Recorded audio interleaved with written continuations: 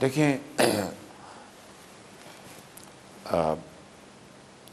یہ بات طے ہے کہ ہمیں کسی سے کوئی بدلہ نہیں لینا. نام نے لیا. جی. The word victimization is not in our dictionary.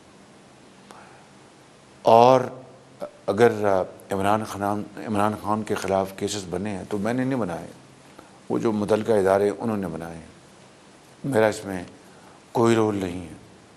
Number ایک. نمبر دو، اللہ تعالیٰ سے ہر وقت ڈرنا چاہیے اور دشمن کے لیے بھی بد دعا نہیں مانگنی چاہیے.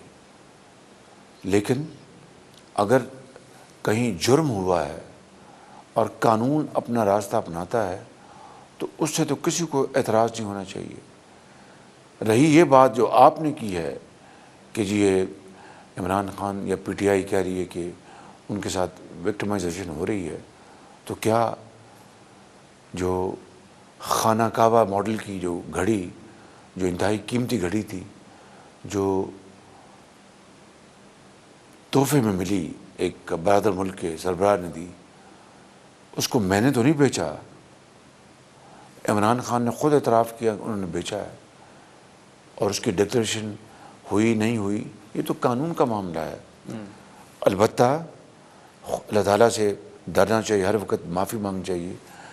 یہ کس نے کہا تھا کہ میں اگر کھانا گھر سے آنا ہے تو پھر جیلیں کائے کے لیے بنائی گئی ہیں اور میں کھانا بند کر دوں گا، میں ان کا جو اگر ایئر کنڈیشن لگا ہے تو میں وہ بند کر دوں گا، میں ان کو چھوڑوں گا نہیں اور میں ان کو سب کو جیلوں میں بھیج دوں گا. دیکھا نہیں اس نے کہا کہ مجھے جیل بھیجو، میں نے جیل بھیج دیا. اللہ سے ڈرنا چاہیے، اللہ سے ہر وقت ڈرنا چاہیے.